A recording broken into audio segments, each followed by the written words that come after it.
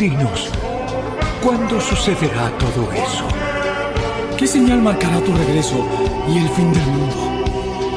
No dejen que nadie los engañe, porque muchos vendrán en mi nombre y afirmarán: yo soy el Mesías, y engañarán a muchos.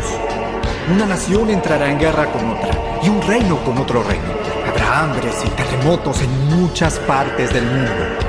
Entonces los arrestarán, los perseguirán y los matarán. En todo el mundo los odiarán por ser mis seguidores. Muchos se apartarán de mí, se traicionarán unos a otros y se odiarán. Aparecerán muchos falsos profetas y engañarán a mucha gente. Abundará el pecado por todas partes y el amor de muchos se enfriará. Pero el que se mantenga firme hasta el fin será salvo.